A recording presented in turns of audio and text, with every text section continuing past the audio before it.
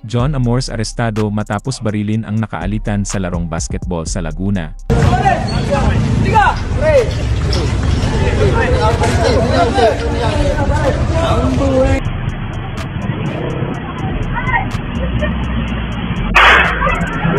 Pero bago ang lahat, kung ikaw ay bago sa aking channel, huwag kalimutan na mag-subscribe at i-click ang notification bell for more trending news.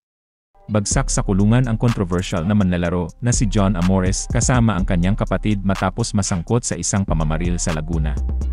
Matatandaan na hindi ito ang unang pagkakataon na nasangkot si Amores sa kontrobersya. Si Amores, na dating naglalaro para sa Jose Rizal University, Erie, player, ay dati nang pinagbawalan ng NCAA matapos masuntok ang 4 na manlalaro ng De La Salle College of St. Benilde sa isang laro noong 2022. Binan ng NCAA si John Amores pagkatapos ng panununtok at kinasuhan si Amores ng mga players ng St. Benilde matapos atakehin at patumbahin sina Mark Sanco at Jimboy Pasturan. Kalaunan ay itinigil ng mga opisyal ang laro, kung saan nakuha ng Blazers ang panalo. Kinalaunan ay nagsampa ng reklamo sina Pasturan at Tane Mitchell Davis laban kay Amores sa San Juan City Prosecutor's Office. Sa kabila nito, si Amores ay kinuha ng Northport Batang Pier sa ika-5 round ng 2023 PB Rookie Draft.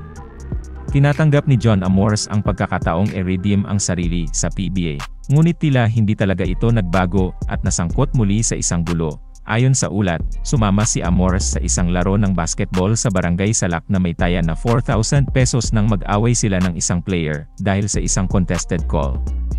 Nagsimula doon sa hindi pagkakasunduan hanggang nagkaroon ng hamunan ng suntukan hanggang umabot sila sa Barangay Maytalang 1 at dun sila nagpangabot. Nagkahamunan pa ang dalawa na magsuntukan sa Barangay Maytalang 1 at pareho silang nagtungo sa nasabing lugar. Sa ulat, sinasabing unang dumating sa lugar si Amores kasama ang kanyang kapatid.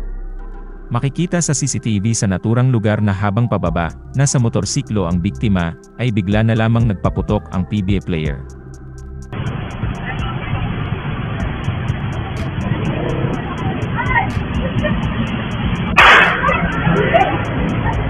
Hindi naman tinamaan ng biktima, habang mabilis na tumakas si Amores matapos ang pamamaril. Nagsasagawa ng hot pursuit operation ang mga pulis. Matapos ang pamamaril, ang isa pang kapatid ni Amores na nagsisilbing barangay chairman sa Pagsanjan, ay nakipag-ugnayan sa Lumban Police, na naging dahilan ng pagsuko ng magkapatid. Ayon sa ulat, ang magkapatid ay nakatanggap ng mga pagbabanta sa kanilang buhay pagkatapos ng insidente, kaya nagpasya silang mag-voluntary surrender sa police station.